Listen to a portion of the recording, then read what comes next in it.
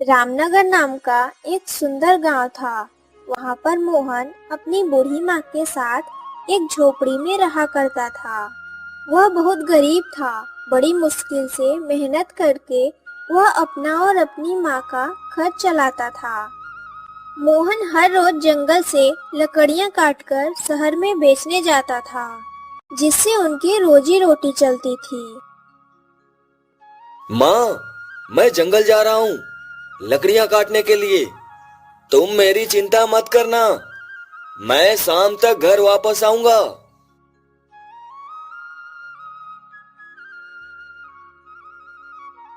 बेटा, जरा ध्यान से जाना और जल्दी लौट कर आना। तुम्हारी माँ तुम्हारी प्रतीक्षा कर रही है। मुझे तुम्हारी बहुत चिंता होती है, लेकिन हम इतने गरीब हैं कि तुम्हें रोज लकड़ी काटने जाना ही पड़ता है। माँ, तुम चिंता मत करो। और वैसे भी सबको अपनी रोजी रोटी के लिए काम करने पड़ते हैं। मुझे उम्मीद है कि हमारे दिन भी बदलेंगे। इतना कहकर मोहन कुल्हाड़ी लेकर जंगल की तरफ निकल जाता है। उस दिन मौसम कुछ ठीक नहीं था। आसमान में काले बादल छाए हुए थे और थोड़ी ही देर में बारिश होने लगी।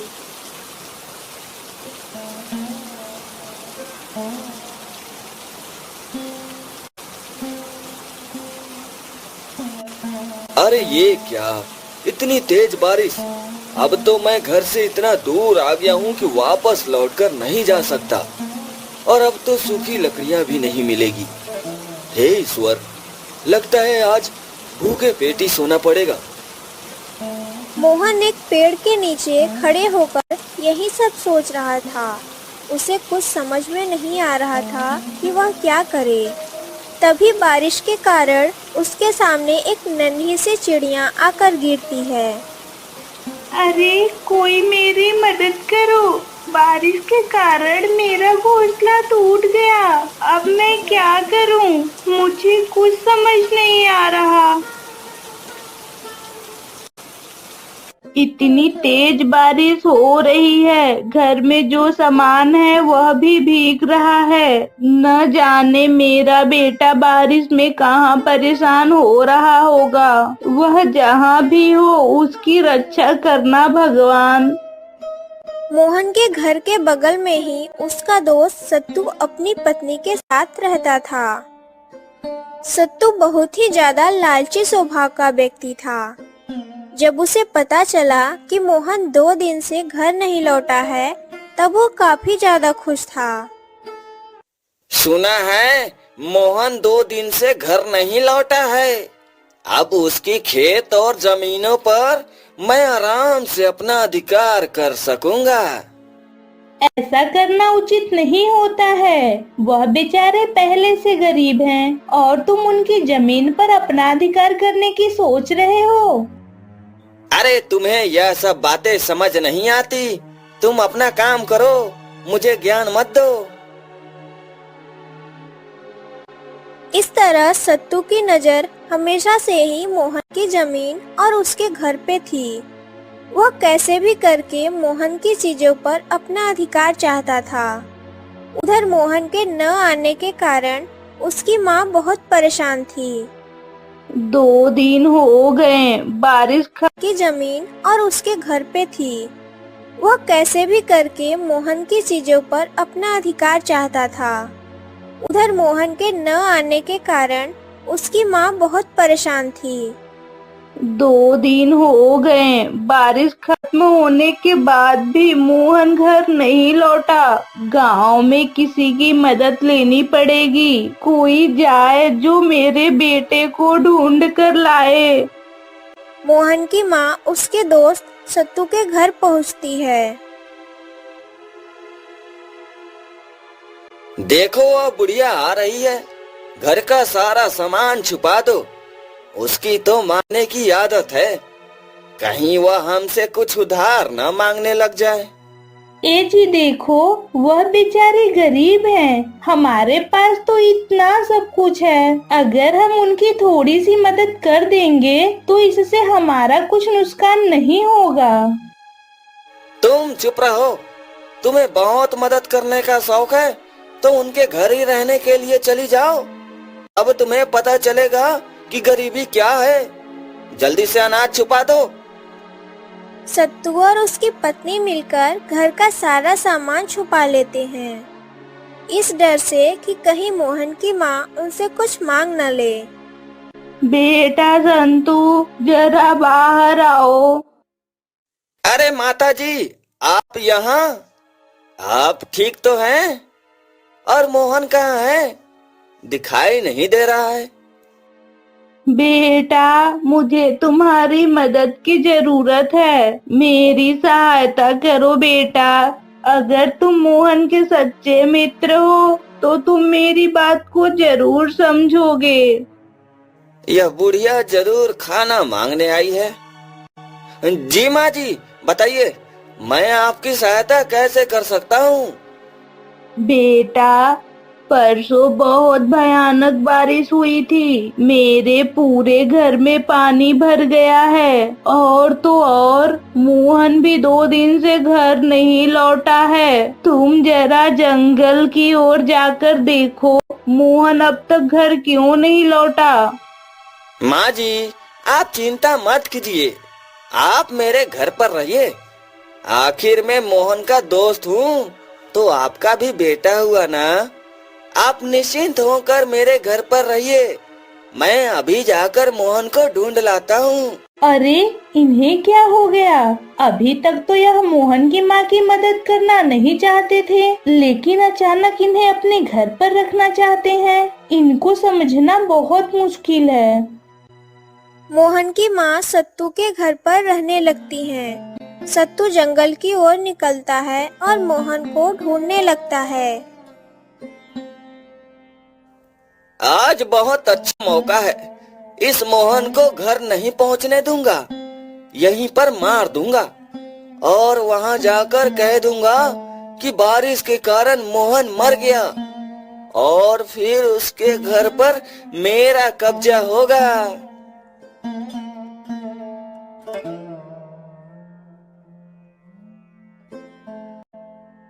अब बारिश बंद हो गई है। मोहन, तुम्हें अपने घर जाना चाहिए। तुम्हारी माँ तुम्हारी प्रतीक्षा कर रही होंगी। चिड़िया रानी, मैंने तुम्हारी जान बचाई थी। तब तुमने मुझसे कहा था कि तुम मेरी मदद करोगी ताकि मेरी गरीबी दूर हो सके। क्या तुम्हें अपना वादा याद नहीं? मुझे याद है, लेकिन इसके लिए तुम्हें अगली बारिश का इंतजार करना होगा। चिड़िया मोहन को कुछ बातें बताती हैं, जिसे सुनकर मोहन बहुत ज्यादा खुश हो जाता है। तुमने मुझे जो बात बताई है, अगर वह सच है तो सचमुच इससे मेरा जीवन बदल जाएगा।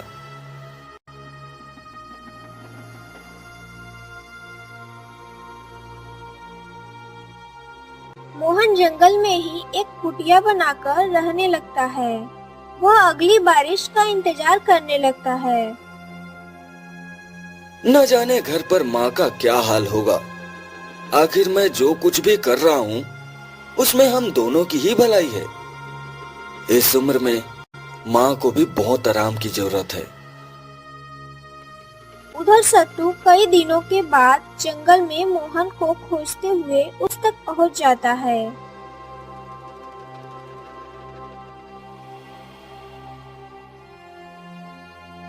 अरे मोहन, तुम यहाँ जंगल में रह रहे हो? तुम्हारी माँ न जाने कब से तुम्हारी प्रतीक्षा कर रही है। नहीं भाई, मैं यहाँ सुख चैन से नहीं हूँ। मुझे भी माँ की याद आती है, लेकिन मैं यहाँ किसी महत्वपूर्ण उद्देश्य से रुका हुआ हूँ। माँ कैसी है? वह ठीक तो है? अरे क्या बताऊं, तुम्हारी माँ ने तुम्हारे बारे में गांव में कैसी कैसी बातें फैला रखी है। उन्होंने तो तुम्हें पूरी तरह से निकम्मा घोषित कर दिया है। नहीं नहीं, मेरी माँ ऐसा नहीं कर सकती, वह तो बहुत समझदार है। मैंने उनसे कहा था कि मैं जल्द लौट आऊंगा, तब उन्होंने भी मेरी प्रतीक्षा का वादा किया था। कुछ भी कहो भाई, लेकिन तुम्हारी माँ गांव में घूम घूम कर सबसे कहती है कि मोहन को माँ की सेवा न करनी पड़े, इसलिए वह घर छोड़कर भाग गया है। सत्तू भाई, मेरा एक काम करो, मैं तुम्हें एक चिट्ठी लिख कर देता हूँ, इसे माँ तक पहुँचा देना, ताकि माँ को विश्वास हो जाए कि मैं जंगल में सुरक्षित हूँ और बहुत ही महत्वपूर्ण कारण से रुका हुआ हूँ। भाई, ऐसा कौन सा महत्वपूर्ण कार्य है जिसके लिए तुमने अपनी बूढ़ी माता को छोड़ दिया है? मैं इस विषय में तुम्हें नहीं बता सकता। अभी तो तुम चिट्ठी लेकर माँ के पास जाओ। तुम मुझे अपना मित्र नहीं समझते तो मैं तुम्हारा यह काम नहीं करूंगा। मैं जा रहा हूँ यहाँ से। मैं तो तुम्हें ढूंढते हुए आया था तुम्हारी भलाई के लिए, लेकिन तुम्हारे मन में खोट है। नहीं नहीं, ऐसा नहीं है। यह देखो, यह जादुई बीज है। मैं तो अगली बारिश की प्रतीक्षा कर रहा हूँ। अगली बार जब बारिश होगी और जब मैं इन बीजों को जमीन में लगा दूंगा, तब ऐसे पौधे उगेंगे जो कभी बारिश में भीगते नहीं हैं। क्या सचमुच? तुम्हें इन बीजों के बारे में किसने बताया? तुम्हारे पास यह जादुई बीज कहाँ से आए? कहीं तुमने चोरी तो नहीं की? नहीं नहीं, मैंने चोरी नहीं की है। तुम्हें याद है, उस दिन बारिश हुई थी और मैं बारिश में फंस गया था। तब एक चिड़िया मेरे पैरों में आ गिरी। जब मैंने उसकी मदद की, तब उसने मुझे यह जादुई बीज दिए। सचमुच? तुम्हारी बातें सुनकर लगता है कि इन जादुई बीजों का बहुत महत्व है। यह तो तुम्हारे बहुत काम आएंगे। चिड़िया ने कहा है कि इन जादुई बीजों को बारिश के दिन जमीन में लगाने से बड़े बड़े पौधे निकल आते हैं और वह पौधे बारिश में भीगते नहीं हैं। उनमें बहुत सारे फल और फूल भी लगते हैं। अब मैं फलों और फूलों का व्यापार करूंगा और मेरी सारी गरीबी दूर हो जाएगी। मेरे रहते तो मैं तुम्हें ऐसा कभी नहीं करने दूंगा। केवल एक चिड़िया की मदद करने से तुम इतना धनवान हो जाओगे और मैं गरीब रहूंगा? ऐसा नहीं हो सकता। और माँ को समझा देना, मैं कुछ दिनों में लौट आऊंगा। तभी अचानक बारिश शुरू हो जाती है। सत्तू और मोहन दोनों कुटिया में छिप जाते हैं। इसी बीच सत्तू के दिमाग में एक योजना आती है। अगर मैं मोहन को नदी के किनारे ले जाकर उसमें धकेल दूं और यह बीज उससे ले लूं, तो जादुई पेड़ का सारा लाभ मुझे मिल जाएगा। अब तुम घर कैसे जाओगे? इतनी तेज बारिश हो रही है। तुम यहीं ठहरो, मैं यह जादुई बीज जमीन में लगाकर आता हूँ। नहीं नहीं मित्र, मैं भी तुम्हारे साथ चलूंगा। तुम मेरी चिंता मत करो।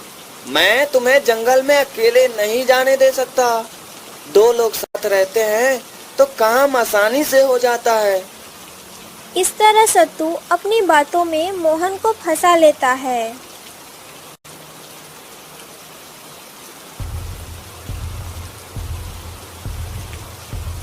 हाँ, यह सही जगह है। यहाँ पर मैं अपने जादुई बीज लगा देता हूँ। पौधे नदी के आसपास रहेंगे तो ज्यादा सुरक्षित रहेंगे। यह तुमने क्या किया मित्र? मैंने तो तुम पर बहुत भरोसा किया था और तुमने इस बारिश में मुझे नदी में धकेल दिया। बरसों से तुम हमारे टुकड़ों पर पल रहे हो। हमने तुम्हें भिक्षा दी, तब तुम्हारा पेट भरा, और आज मैं तुम्हें अपने से आगे नहीं जाने दूंगा। यह बीज अगर किसी के काम आएंगे तो वह मैं हूँ। मोहन बारिश में नदी के तूफान में फंस जाता है और डूब जाता है। मोहन का ऐसा हाल देखकर सत्तू बहुत ज्यादा खुश होता है। अब जल्दी से इन बीजों को लेकर अपने गांव चलता हूँ। अब यह जादुई पेड़ तो मेरे घर के आंगन में ही उगेंगे। सत्तू जैसे ही बीज लेने लगता है, वहाँ पर एक शेर आता है। शेर को देखते ही सत्तू वहाँ से भागने लगता है। पिछले दिन काफी ज्यादा बारिश हुई है।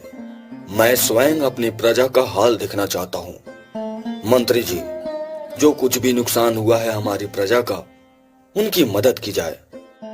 जी महाराज, आप स्वयं चलिए, हम प्रजा का हाल चाल पूछेंगे। राजा, मंत्री और कुछ सैनिकों के साथ नगर में प्रजाजनों से उनका हाल चाल पूछने के लिए आते हैं। वह नदी के किनारे एक पेड़ के नीचे बैठते हैं। बहुत प्यास लगी है मंत्री जी, जल की व्यवस्था की जाए। जी महाराज, सामने ही वह नदी दिखाई दे रही है, मैं अभी उससे जल भरकर लाता हूँ। मंत्री जैसे ही नदी के किनारे जल भरने जाता है, वह देखता है कि कोई लड़का बेहोशी की हालत में पानी में तैर रहा है। सैनिकों, जल्दी आओ और इस व्यक्ति को पानी से बाहर निकालो। लगता है यह अभी जीवित है। सैनिकों की मदद से उस व्यक्ति को पानी से बाहर निकाला जाता है। लगता है बारिश के कारण इसका पैर नदी में फिसल गया था और इस कारण से इसकी यह दशा हुई है। हाँ महाराज, हमें इसे महल लेकर चलना चाहिए। इसे उचित इलाज की आवश्यकता है। इस प्रकार राजा और मंत्री मोहन को लेकर महल आते हैं। वहाँ पर मोहन का इलाज किया जाता है और वह पूरी तरह से स्वस्थ हो जाता है। आपका बहुत बहुत धन्यवाद महाराज, आपके कारण मेरी जान बच पाई है। मेरा नाम मोहन है। मोहन, तुम नदी में कैसे गिर गए? क्या बारिश के कारण ऐसा हुआ? महाराज, यह एक दोस्त की धोखेबाजी की कहानी है। उससे यह देखा नहीं गया कि मैं जीवन में कहीं उससे आगे ना निकल जाऊं। इस कारण उसने मुझे नदी में धकेल दिया। कौन है वह दुष्ट जिसने तुम्हें धोखा दिया? हमें बताओ, हम उसे अवश्य ही दंड देंगे। नहीं महाराज, अब तो मैं उस धोखेबाज दोस्त के सामने तभी जाऊंगा जब मैं कुछ काम करके धनवान बन जाऊंगा, ताकि उस मित्र को भी यह एहसास हो जाए कि बुराई अधिक दिनों तक नहीं टिकती है। मोहन को राजा के बगीचे में माली का काम मिल जाता है। एक दिन राजा के बगीचे में उड़ती हुई वह चिड़िया जाकर डाल पर बैठती है, जिसकी मदद मोहन ने की थी।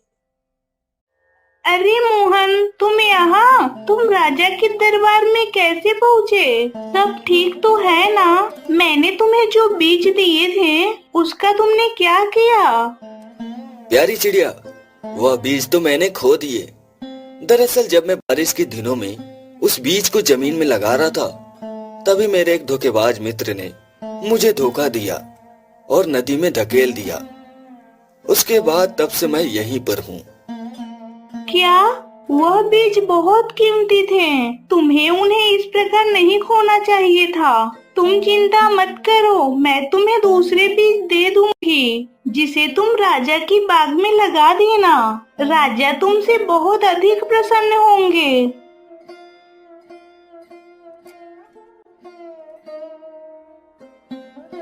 जब ये पौधे बड़े हो जाएंगे तब राजा इसे देखकर बहुत खुश होंगे और तब मैं उनसे अपने व्यापार के लिए धन मांग लूंगा। उधर राजा और मंत्री आपस में बात कर रहे होते हैं। आजकल मेरा स्वास्थ्य कुछ ठीक नहीं रहता। मैं बहुत ही ज्यादा कमजोर महसूस कर रहा हूँ। अभी तो आप में बहुत ताकत है महाराज। अभी आपको बहुत दिनों तक यहाँ का राजा बनना है। तभी मोहन वहाँ पर आता है और उसके हाथ में फल होता है, जो जादुई बीज के पेड़ों से प्राप्त किए थे। महाराज, मैं आपके लिए उपहार लेकर आया हूँ। यह मीठे फल खाकर आपका मन प्रसन्न हो जाएगा। लाओ मोहन, तुम्हारे फल तो बहुत सुंदर हैं। मैं अभी इन्हें खाकर देखता हूँ। अभी थोड़ी देर पहले मैं बहुत कमजोर महसूस कर रहा था, लेकिन तुम्हारे हाथों के फल खाते ही मेरी सारी कमजोरी दूर हो गई है। यह जादुई फल तुमने कहाँ से प्राप्त किए? हमें वह जगह दिखाओ। मोहन राजा को बगीचे में लेकर जाता है और उन्हें जादुई बीज के बारे में सारी बात बताता है। यह फल तो तुम्हारी दयालुता का परिणाम है। सचमुच तुम बहुत ही ज्यादा दयालु व्यक्ति हो। महाराज, दरअसल मैं व्यापार करना चाहता हूँ। ऐसे मीठे और जादुई फलों को खाकर सभी स्वस्थ हो जाएंगे। मैं इन फलों को सभी तक पहुंचाना चाहता हूँ। हम तुम्हारी सहायता अवश्य करेंगे। मंत्री जी, मोहन को व्यापार के लिए जितने भी धन की आवश्यकता है, इन्हें दे दी जाए। इस प्रकार राजा की मदद से मोहन जादुई फलों का व्यापार करता है और बहुत बड़ा व्यापारी बन जाता है। उधर सत्तू घायल अवस्था में जब घर पहुंचता है तो उसकी पत्नी उसे देखकर चौंक जाती है। क्या हुआ जी? आप इतने घबराए हुए क्यों हैं? और आपका यह हाल किसने किया? अरे मत पूछो, जिंदा बचकर आ गया हूँ, यही बड़ी बात है। वह मोहन मरते मरते भी मेरी जान लेने ही वाला था, लेकिन किसी तरह से मैं बच गया। क्या कह रहे हैं? मोहन भैया मर गए? हाँ, मर गया नदी में फिसलकर। लेकिन आपको इतनी चोट कैसे लगी? अरे कितने सवाल पूछेगी, जिंदा बचकर आ गया हूँ, संतोष नहीं है तुम्हें?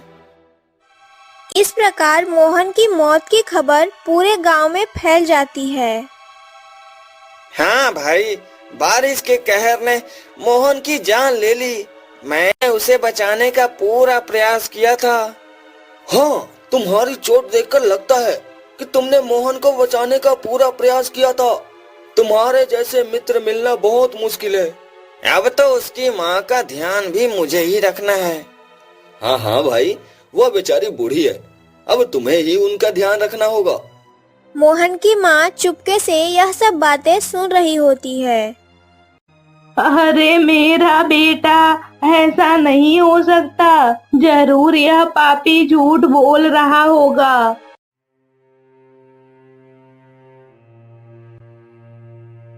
ए बुढ़िया, एक हफ्ते से तू हमारे घर पर भोजन कर रही है, आखिर तुझे मुफ्त में थोड़ी खिलाएंगे। आज से तुम्हारे घर पर हमारा अधिकार है और तुम्हारे खेतों पर भी अब से हमारे हल चलेंगे। अरे पापी, तूने मुझे धोखा दिया। मैं तो तुम्हें अपने बेटे के समान समझती थी। अगर आज मेरा बेटा जीवित होता तो तुम्हें ऐसा कभी नहीं करने देता। बारिश मेरे बेटे को निगल गई, मैं लाचार हो गई हूँ। लेकिन मैं मुखिया जी के पास जाऊंगी और तुमसे अपना सब कुछ वापस लेकर रहूंगी। मोहन की माँ गांव के मुखिया के पास जाती है और पंचायत लगाई जाती है। मुखिया जी, संतू ने मेरे घर और मेरे खेत पर अपना अधिकार कर लिया है। यह मुझसे सब कुछ छीनना चाहता है। मुखिया जी, यह बिल्कुल झूठ बोल रही है। मोहन जब जंगल की तरफ गया था तब उसने मुझसे कहा था कि मैं उसके घर और खेत का ध्यान रखूं। आप ही बताइए भला, इस उम्र में माँ जी कहाँ खेती करने जाएंगी? तुम्हारी बात तो सही है। आखिर मोहन की माता का ध्यान तो किसी को रखना ही पड़ेगा। अरे भैया, क्या सब कुछ ऊपर लेकर जाओगी? अरे भाई, बदले में ये तुम्हारे ध्यान रखेंगे, तुम्हें 2 समय का भोजन खिलाएंगे, तुम उनके घर आराम से रहो। आखिरकार मोहन की माँ पंचायत में हार जाती है और उसे अपना घर और खेत सत्तू के अधिकार में देना पड़ता है। मोहन को तो मैं मरा हुआ सिद्ध कर दिया हूँ, लेकिन अगर किसी दिन वह अचानक लौट आए तो जरूर समस्या खड़ी हो जाएगी।